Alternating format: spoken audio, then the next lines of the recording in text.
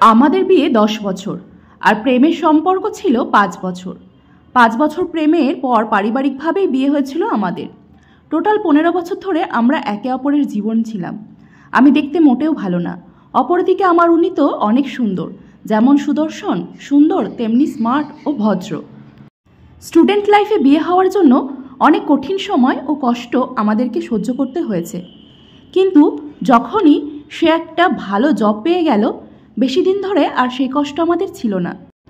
আগেই বাসার ভাগ পেয়েছিলাম, 4 বছর পরেই বেশ কিছু টাকা জমিয়ে ও আব্বু আম্মুর সহযোগিতা নিয়ে আমরা ছোট্ট 2 রুমের একটা বাসা বানিয়ে ফেললাম। আল্লাহর রহমতে কোনো কিছুরই অভাব ছিল না আমাদের, শুধুমাত্র একটা সন্তান ছাড়া।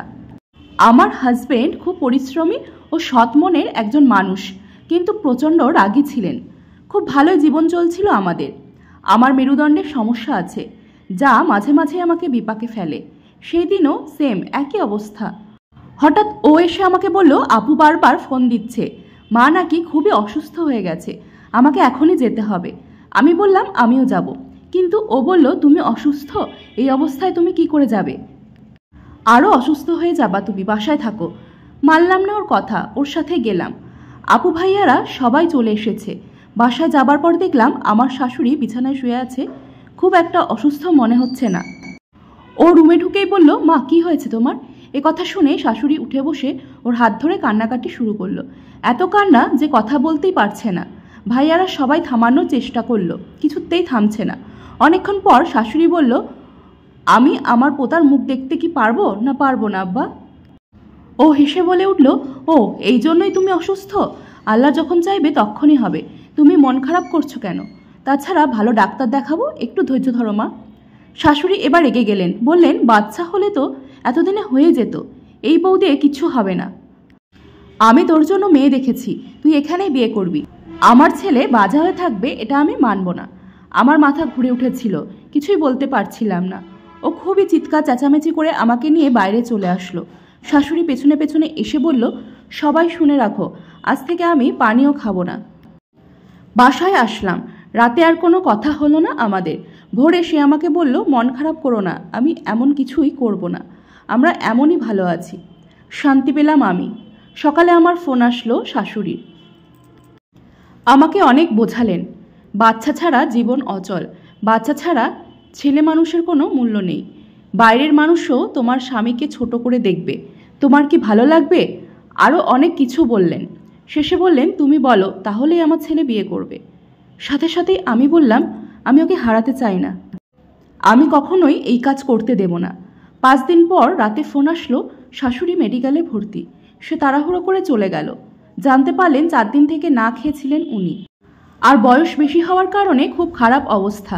2 দিন পার হয়ে গেল, তেমন কোনো উন্নতি নাই, কিছুতেই ওনাকে খাওয়ানো যাচ্ছে না।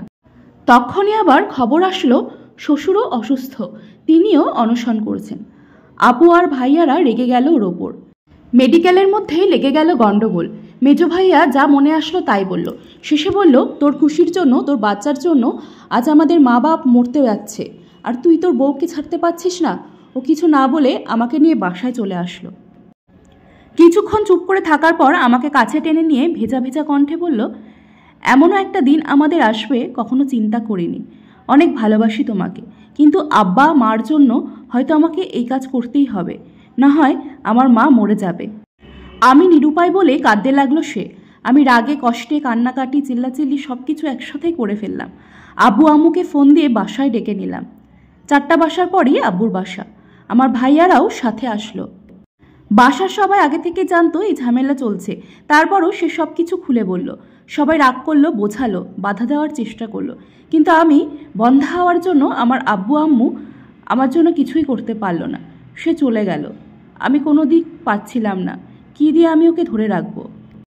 3 দিন পর বাসায় আসলো, শুধুই কাঁদলাম। ও জড়িয়ে ধরে কাঁদলো আর বলল, বিয়ে শেষ, সবার আশা পূরণ করে দিলাম, আর যাব না। সেদিন থেকে শুরু হলো শ্বশুর শাশুড়ি আর তার নতুন বউয়ের ফোন। 2 দিন পর ওর নতুন শ্বশুর আর ভাইয়ারা চলে আসলো আমাদের বাসায়। ও ঝামেলা এড়াতে প্রায় 2 দিন পর পরই তার নতুন বউয়ের সাথে দিনে দেখা করে আসতো, কিন্তু বেশিরভাগ সময় ও আমার কাছে থাকতো। কিন্তু আগের মতো আর কথা হয় না আমাদের। বিয়ের 9 মাসের সময় আমার শাশুড়ি আমাকে ফোন দিয়ে বললেন, নতুন বউয়ের বাচ্চা হবে। ও সামনেই ছিল। ওর দিকে তাকাতেই ও মাথা নিচু করে বলল, কষ্ট বাবা, তাই বলতে পারিনি।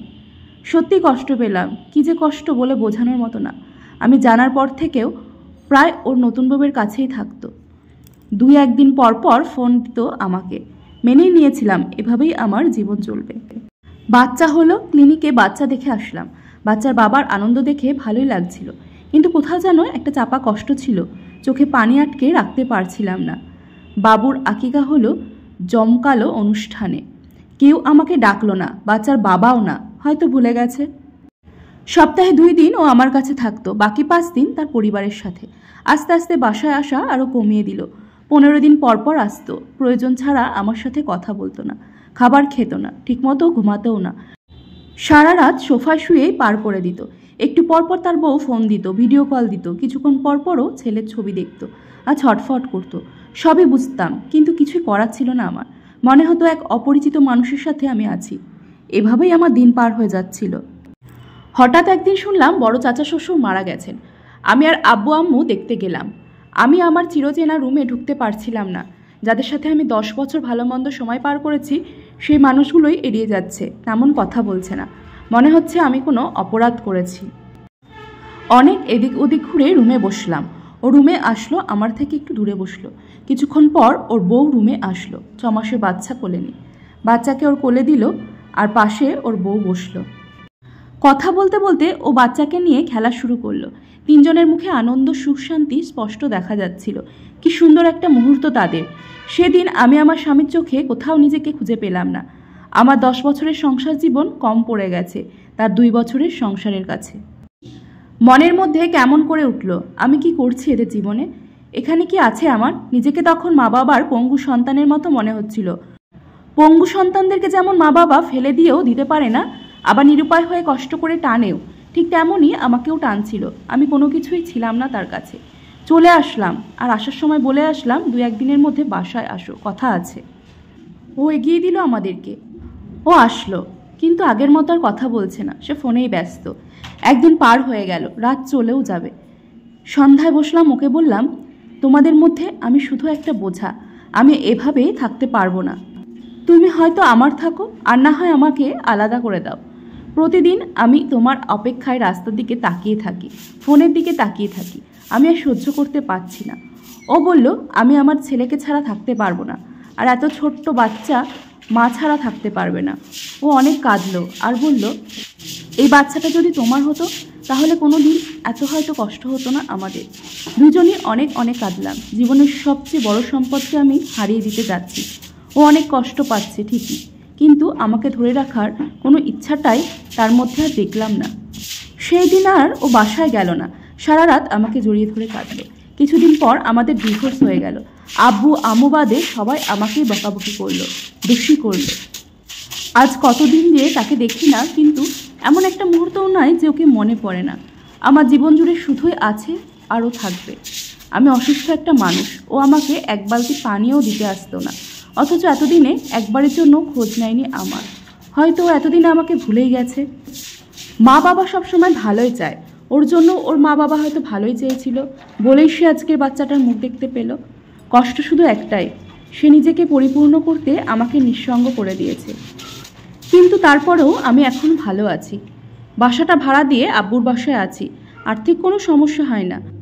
আর সবচেয়ে বড় কথা, এখন আর রাস্তার দিকে তাকিয়ে থাকতে হয় না ওর অপেক্ষায়, বারবার ফোনও দেখতে হয় না যে এই বুঝি ফোন আসলো।